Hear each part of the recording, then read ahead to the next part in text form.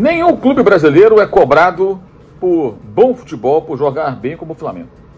Se o Flamengo, com o elenco que tem, com jogadores de qualidade que possui, não faz um bom jogo, geralmente é bem criticado. Não por acaso, você certamente já deve ter visto comentários depois da vitória sobre o Atlético Paranaense nessa final de Copa Libertadores, na linha do, o Flamengo não jogou bem, o Flamengo se expôs. Tudo isso é verdade. Falei sobre isso, inclusive, durante a partida na transmissão pelo SBT, aqui em Guayaquil, onde ainda estamos gravando esse vídeo para o canal. Vídeo esse que tem o patrocínio do OneFootball, o aplicativo que você pode baixar acessando o link que está aqui embaixo na descrição do vídeo.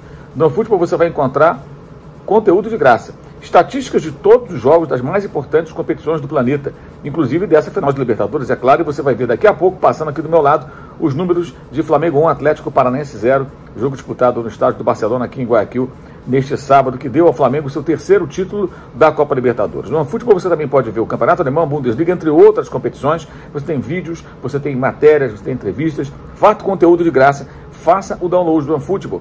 Você assim apoia o canal, dá uma força para o youtube.com/MauroCesar, porque mostra a força do canal para os nossos amigos do OneFootball, ok?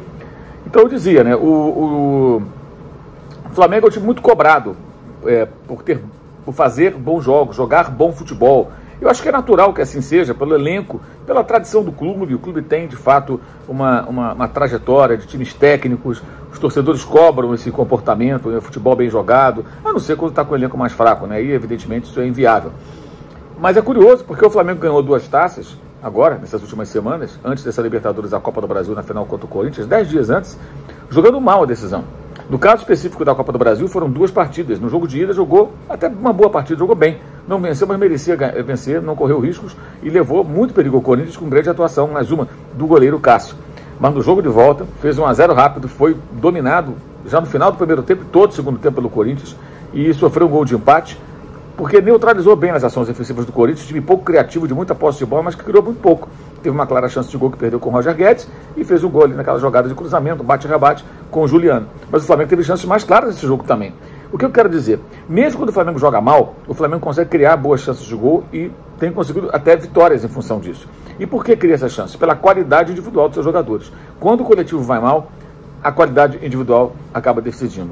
Se você observar, nessa partida aqui em Guayaquil, o Davi Luiz, por exemplo, cometeu um erro no começo do jogo, que proporcionou a finalização do Vitinho, a defesa do Santos, e na sequência o Kelvin bateu um lateral na área, aí toda a defesa errou, e o Alex Santana perdeu a única clara chance de gol do Atlético, e era o objetivo, claro, do time de Luiz Felipe Scolari, né? Pressionar um pouco mais da saída de bola do Flamengo no primeiro tempo, para tentar fazer 1-0, e aí especular com a vantagem no placar. Quase conseguiu, com vários erros cometidos ali pelo sistema defensivo do Flamengo. Mas tirando esse lapso, o Davi Luiz tem jogado muito bem nos últimos jogos, o Léo Pereira tem jogado muito bem, a defesa joga muito bem, o Santos bateu roupa numa bola no segundo tempo, mas geralmente ele gruda, ele não dá rebote, ou seja, mesmo quando o coletivo vai mal, você tem atuações individuais seguras, do goleiro, do zagueiro, dos criadores de situações de gol, quando não é Arrascaeta, é Everton Ribeiro, que desfilou categoria nesses últimos jogos e também nessa final. Que passe é aquele do Everton Ribeiro para o gol único dessa final, mais uma vez, Gabriel Barbosa, o Gabigol, marcando numa final de Libertadores. É a 4ª vez que ele vai às redes em 3 finais. Não é pouco, evidentemente não é pouco. É um jogador histórico do clube carioca, do Flamengo. E o passe com a perna direita de Everton Ribeiro. E também destaquei na transmissão do SBT a ótima participação de Rodinei, que, como eu sempre digo, no ataque, na linha ofensiva, ele é um jogador que tem predicados. Na defesa é mais complicado. Recebeu o passe do Everton Ribeiro de primeira, fez a tabela, e aí o cruzamento em curva, saindo da linha defensiva do Atlético, que estava ali desfalcada, com a expulsão do Pedro Henrique. E o Felipão errou muito, porque demorou a substituir, só mudou no segundo tempo, estava com uma defesa improvisada, e o Flamengo aproveitou nesse momento para marcar. Mas jogava mal o Flamengo. O gol saiu muito em função da qualidade individual dos seus jogadores, e o passe milimétrico do Everton Ribeiro na tabela com o Rodinei, e a conclusão de Gabigol aparecendo ali livre para mandar para o gol. Por que Gabigol estava livre? Por que o Everton pôde entrar naquele corredor direito, recebendo na tabela com o Rodinei para cruzar? Porque a defesa do Atlético estava improvisada, perdeu um zagueiro, o Fernandinho recuou, então estava tudo meio bagunçado. O Felipão deveria ter trocado na hora, colocado o volante, o Matheus, no lugar do Vitor Bueno, por exemplo, que fazia uma partida muito ruim. Inclusive foi ele que não acompanhou em 2 oportunidades as descidas do Thiago Maia, que se lançou ali pela meia direita e teve um corredor enorme, um espaço enorme, mas não conseguiu desenvolver boas jogadas. E isso também aconteceu em função de mais uma opção muito questionável do técnico do Atlético. Scolari optou pela presença do Hugo Moura. Poderia ter o Eric, que é um jogador de mais qualidade. O Hugo Moura é um brucutu, um jogador que tem limitações técnicas. Conhecemos bem dos tempos do Flamengo.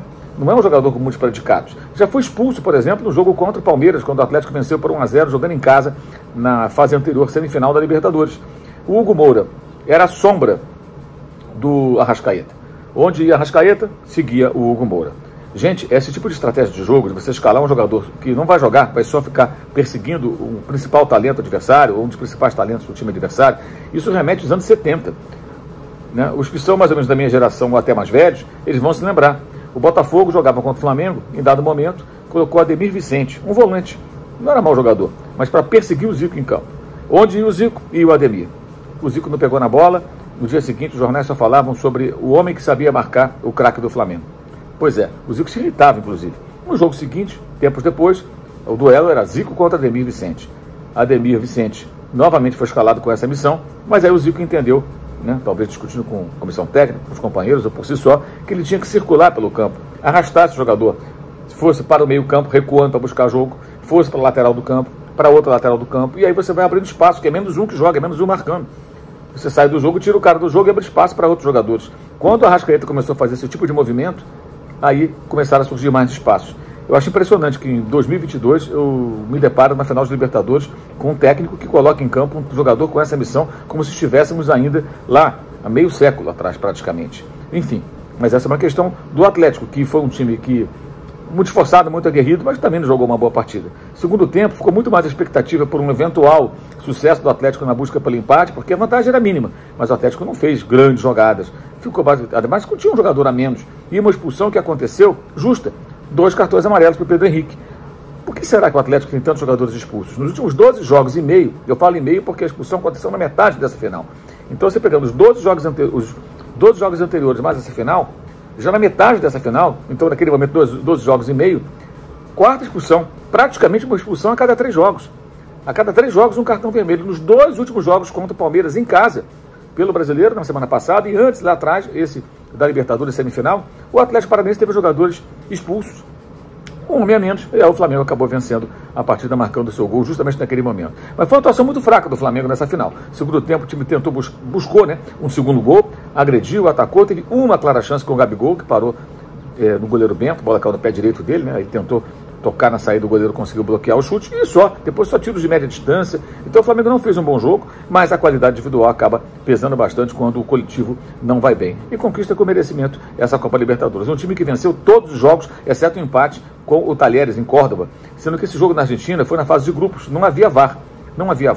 E o time argentino marcou um gol em total impedimento. E esse impedimento não foi observado pela arbitragem e acabou, sem uma arbitragem de vídeo, passando batido. Não fosse isso, tivesse VAR, o gol seria fatalmente anulado e a chance do Flamengo vencer o jogo seria muito maior. Poderia até não vencer, poderia o time argentino pressionar, fazer outro gol e tal, mas em tese a chance de vitória seria muito maior. Então é uma campanha muito boa. Começou com o Paulo Souza, na fase de grupos toda com ele, e depois com o Dorival. E teve jogos bons e jogos ruins. O baile em cima do Vélez, na Argentina, deixando a imprensa, os torcedores argentinos boquiabertos, foi um vareio, né, definindo já a classificação do primeiro jogo praticamente.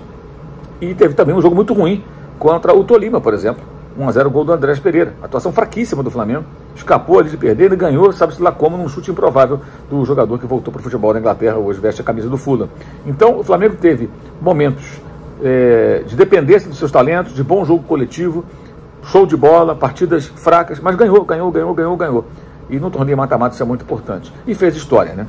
Você disputar 3 finais de Libertadores em 4 temporadas, ganhando 2 delas, não é pouca coisa. Mesmo com trocas de técnico, com algumas escolhas discutíveis, com alguns jogadores caindo de produção. E um detalhe importante, se você olhar a escalação dos titulares que jogaram contra o River Plate em Lima na final de 2019, apenas 4 deles começaram o jogo contra a equipe do Atlético. O lateral Felipe Luiz, o meio-campista Everton Ribeiro e os atacantes, o meio-campista, né, Arrascaeta, meio atacante, e o camisa 9 Gabigol. Esses 4 estavam diante do River, de saída titulares. O Rodinei era reserva naquela oportunidade, né? Agora jogou como titular. E continuam até hoje. Aí você pega o Felipe Luiz, que saiu com 20 minutos, né? E pega o Gabigol, que sentiu ali um probleminha e acabou pedindo para sair. E o próprio Arrascaeta, que sabíamos já, todo mundo sabe, né, com problemas de pubis, ele não está na sua melhor forma, também saíram no segundo tempo. Então o time que terminou o jogo tinha um titular do jogo contra o River, Everton Ribeiro. A transformação do elenco no time do Flamengo ela já aconteceu. É profunda a transformação. Alguns jogadores são daquela época estão machucados, Bruno Henrique, Rodrigo Caio, mas o time que tem jogado, ele é muito diferente. Ele é muito diferente, mas continua sendo muito forte e com jogadores de talento. E o Gabriel Barbosa, mais uma vez, escrevendo uma página histórica no Flamengo. Um jogador que disputa 3 finais pelo clube, faz 4 gols em decisões de Libertadores e 3 desses gols representam 2 taças de campeão. É história. A gente viu a história ser escrita. Não da maneira que o torcedor gostaria, com uma grande exibição, mas e daí? Quantos outros times já foram campeões jogando mal? Não dá para exigir que o Flamengo jogue sempre um grande futebol. Até porque a temporada foi marcada por uma série de equívocos. E o Flamengo conseguiu corrigir o rumo, seguir em frente e ganha o título com uma pequena vingança, que ele talvez não fale porque é um cara muito elegante. Dorival Júnior foi demitido do Atlético Paranaense depois que pegou Covid. E ele ganha o título da Libertadores em cima justamente do Atlético Paranaense. Esse vídeo tem o patrocínio do OneFootball, aplicativo que você deve baixar acessando o link que está aqui embaixo na descrição do vídeo. Faça o download do OneFootball, você apoia o canal, dá uma força para youtube.com/Mauro César. Eu quero também destacar para você que aqui embaixo você encontra links para o meu canal de cortes, o melhor das nossas lives, para o Clube de Membros, apoie o Clube de Membros.